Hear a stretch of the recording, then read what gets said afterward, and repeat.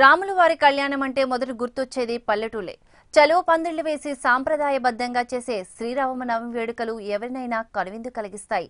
అన్నదానాలు, కోలాటాల వంటి కార్యక్రమాలతో సామూహికంగా జరిగే ఈ ఉత్సవాలు ప్రజల ఐక్యతకు నిదర్శనాలు.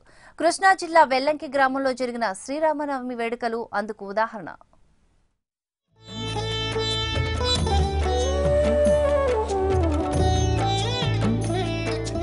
కృష్ణా జిల్లా అంతటా వైభవంగా జరిగే పండుగల్లో శ్రీరామనవమి ఒకటి.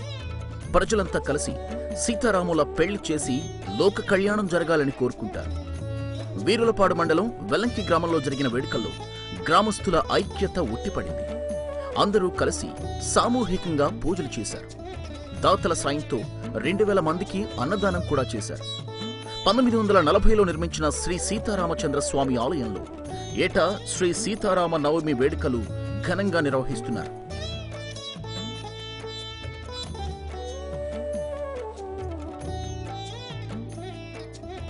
రెండు వైపులా ముఖాలతో విభిన్న అభయ ముద్రలతో ఉన్న భారీ ఆంజనేయ స్వామి విగ్రహం ఈ ఆలయానికి ఉన్న ప్రత్యేకత. దాతలు అందించిన 3 లక్షల రూపాయలతో ఎన్నో అభివృద్ధి పనులు చేపట్టారు. జరిగిన సంవత్సరాలన్నింటిలో కల్లా కూడా ఈ సంవత్సరం ఈ కళ్యాణోత్సవం చాలా గర్వకారణంగా జరిగిందని చెప్పుకోవడానికి అధిక జనంతో చాలా ఉత్సాహంగా జరిగిన కార్యక్రమం. గ్రామస్తుల సహాయ సహకారంతోనే అన్నదానం కూడా ఈ సంవత్సరం జరిగింది. 8 సంవత్సరాలు లేని విధానంగా ఈ సంవత్సరం శ్రీరామనవమి రోజు కళ్యాణోత్సవం ప్లస్ అదే కాకుండా అన్నదానోత్సవం కూడా సక్రమంగానే జరిగినట్లుగా అనిపిస్తూ ఉంది.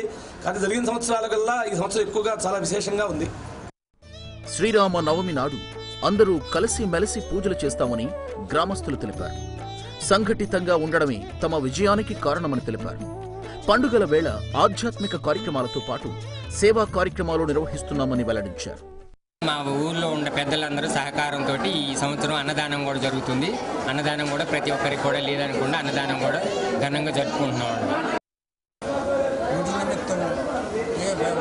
ప్రజల సహకారంతోనే జరుగుతున్నది. ప్రస్తుతానికి 2 షెడ్లు వేసాము. అది కూడా మొత్తం 3 లక్షల రూపాయలు గ్రామ ప్రజల